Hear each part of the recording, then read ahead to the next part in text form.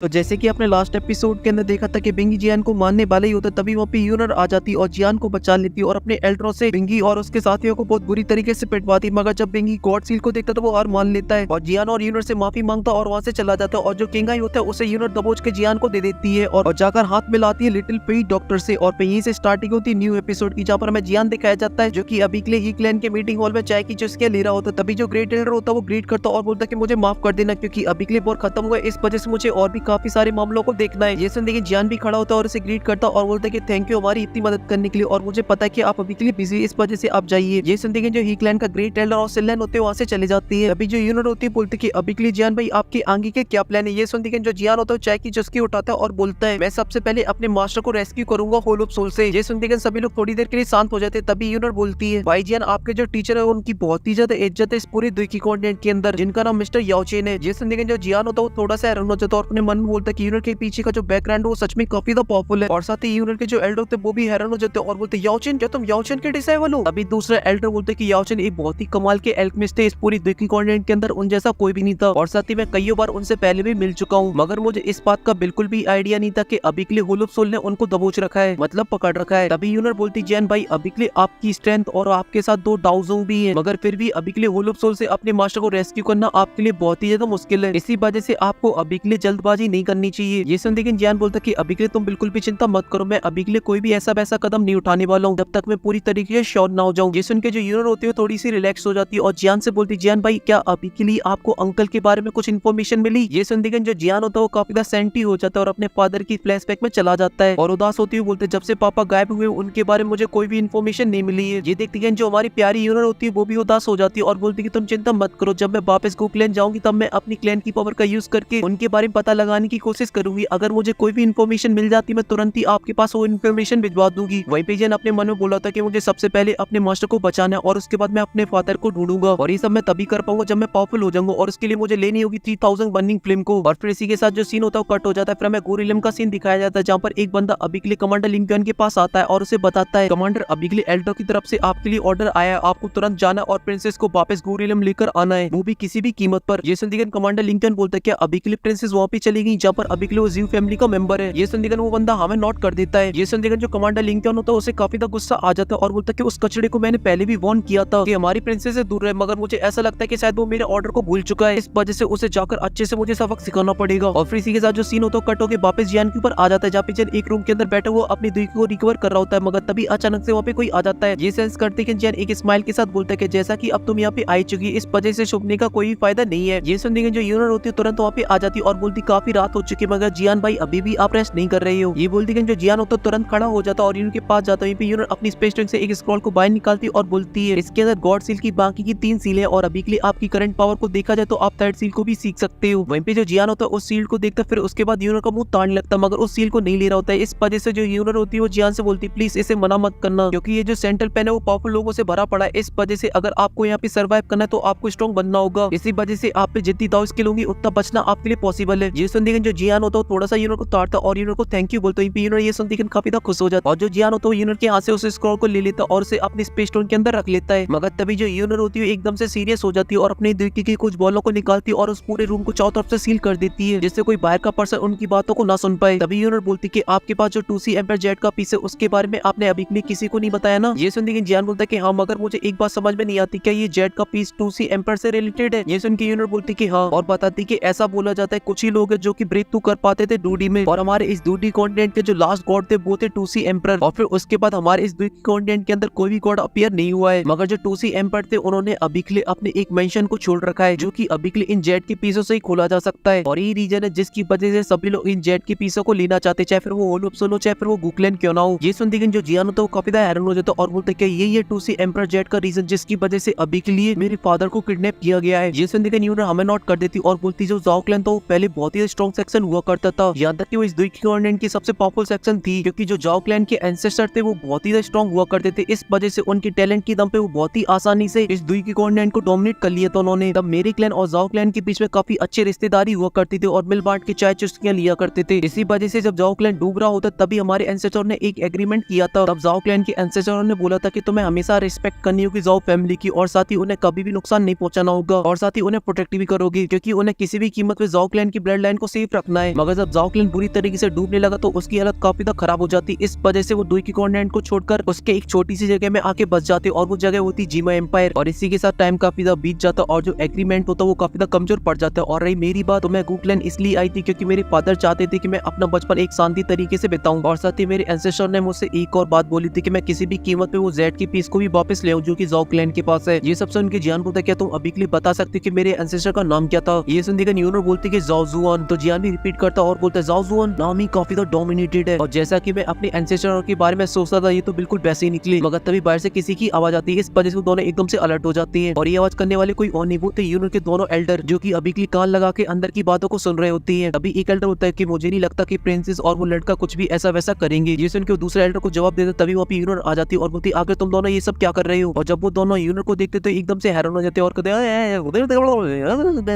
अरे प्रिंसेस माफ करें। और अभी के लिए रात काफी ज्यादा हो चुकी है प्रिंसेस, इस वजह से आप जाके रेस्ट करें। और प्रिंसेस अभी के लिए मैं भी चलता हूँ। और वो दोनों यूनर को ग्रीट करते और वहाँ से पतली गली से निकल लेती है। और ये रूम के अंदर जो जियान होता है वो अभी के लिए एकदम से जोश में भर चुका होता है और बोल रहा होता है पावर, मैं बनूंगा पावरफुल। और फिर मास्टर के फ्लैशबैक में चला जाता है जहाँ पे मास्टर बता रहे होते हैं अगर तुम कमजोर हो तो फिर तुम किसी को भी प्रोटेक्ट नहीं कर सकती हो क्योंकि पावरफुल पर्सन ही इस पूरी दुनिया की कॉन्टिनेंट को चलाता है। और फिर जियान फ्लैशबैक से बाहर आ जाता है और आसमान की तरफ देखते हुए बोलता है कि टीचर आप बिल्कुल सही बोलते थे। और फिर ये बोलती है वापस अपने बिस्तर के ऊपर चला जाता और क्रॉस लेग करके बैठ जाता और बोलता है अब मेरे लिए इस पॉइजन डीमन स्पॉट को पूरी तरीके से रिफाइन करना कोई बड़ी मुसीबत नहीं है। और साथ ही अभी के लिए मेरी बॉडी को जितनी देर की चाहिए ब्रेक थ्रू करने के लिए वो मुझे इस डीमन पॉइजन से मिल जाएगी, इसलिए मुझे ज्यादा टाइम वेस्ट नहीं करना चाहिए और इस प्रोसेस को स्टार्ट करना चाहिए। ये बोलती है जो जियान होता है कल्टीवेशन स्टार्ट कर देता है और उसे रिफाइन करने के लिए जियान अपनी ग्लेस फिल्म का यूज कर रहा होता है। और फिर सीन कटो के बाहर का दिखाया जाता है जहाँ पर अभी के लिए दो सुंदरियां बैठी हुई होती है और जियान की रूम की तरफ देख रही होती है। और वो दोनों कोई और नहीं लिटिल फेई डॉक्टर और यूनर होती। तभी यूनर बोलती है जियान भाई ने आपके बारे में काफी कुछ बताया था इनर एकेडमी के अंदर और वो हमेशा बोलते थे कि आप उनकी बेस्ट फ्रेंड हो। ये सुनती जो लिटिल फेई डॉक्टर होती है बोलती कि जियान भी मेरा बेस्ट फ्रेंड है। ये सुनती जो यूनर होती है वो लिटिल फेई डॉक्टर से बोलती कि मैं बहुत ही जल्दी यहाँ से चली जाऊंगी, इस वजह से मैं आपको थोड़ा सा परेशान करना चाहती हूँ, क्या आप मेरे जियान भाई का ध्यान रख सकती हो? ये सुनती लिटिल फेई डॉक्टर बोलती कि जब तक मेरी जान में जान है मैं तब तक जियान को कुछ भी नहीं होने दूंगी। ये बोलती कि जो यूनर होती है वो अपनी चाल को चेंज कर देती और लिटिल फेई डॉक्टर को थैंक यू बोलती है इसके लिए। मगर तभी अचानक से वहाँ का जो माहौल होता है वो थोड़ा सा बिगड़ने लगता है और ये मतलब लिटिल फेई डॉक्टर और यूनर दोनों को पता चल जाता है। मगर तभी लिटिल फेई डॉक्टर बोलती क्या ये आइसवर्स वैली से या फिर होलोप्सोल से? मगर यूनर इस पर कोई भी जवाब नहीं देती और गुस्से से बोलती है ये अभी के लिए मेरे गू क्लैन से है। तभी आसमान में आ जाते यूनर के दोनों बॉडीगार्ड और उनके सामने आके खड़ा हो जाता है कमांडर लिंकन अपनी पूरी फोर्स के साथ। ये सुनने जो कमांडर लिंकन होता है वो अपने घोड़े से उतरता और ग्रीट करते हुए बोलता है अभी के लिए सभी लीडरों को काफी ज्यादा चिंता हो रही थी प्रिंसेस की, इस वजह से मुझे अभी के लिए भेजा गया उनको वापस ले जाने के लिए क्योंकि उन्हें चिंता कहीं प्रिंसेस को कोई चोट ना आ जाए। ये सुनने वो दोनों एल्डर बोलते कि अभी के लिए हम ऑलरेडी थे दोनों उनको प्रोटेक्ट करने के लिए, इस वजह से हमारे होते हुए उनको कुछ कैसे हो सकता है और तुम्हें ऐसा लगता है कि तुम डाउजन के 5 स्टार पे होने के बावजूद भी उनको हमसे अच्छा प्रोटेक्ट कर सकते हो? ये सुनने जो कमांडर लिंकन होता है वो हंसने लगता है और बोलता है कैसा मजाक कर रहे हो एल्डर, मगर मैं अभी के लिए कुछ नहीं कर सकता क्योंकि मुझे ऑर्डर मिले हैं सीधा काउंसिल से, इस वजह से मैं ना चाहते भी इसको रिजेक्ट नहीं कर सकता हूँ। ये सुनकर उन दोनों एल्डर की एकदम से बोलती बंद हो जाती मगर तभी वहाँ पे यूनर एंट्री मारती है और बोलती कि तुम बस 2 दिन का इंतजार करो मैं वापस आ जाऊंगी। वहीं पे जो कमांडर लिंकन होता है जब वो प्रिंसेस को देखता है वो सबसे पहले ग्रीट करता और उसके साथ आए जितने भी साथी थे वो सभी लोग ग्रीट करते हैं। और फिर कमांडर लिंकन बोलता है कि सॉरी प्रिंसेस मैं अभी के लिए इसमें कुछ भी नहीं कर सकता क्योंकि अभी के लिए ऑर्डर आए सीधा ऊपर से, इस वजह से उन्होंने बोला कि मैं जितना जल्दी हो सके उतना जल्दी आपको वापस ले जाऊं। और साथ ही अभी के लिए ये आदेश भी दिया गया है जो जाओ क्लैन का यंग मास्टर उसे भी मैं मिलना चाहूंगा क्योंकि उसे भी साथ में लाने के लिए बोला गया है, इस वजह से आप प्लीज उसे भी बुला लीजिए। ये सुनकर जो यूनर होती है वो काफी तो गुस्से में आ जाती है और बोलती क्या मतलब है तुम्हारा कहने का?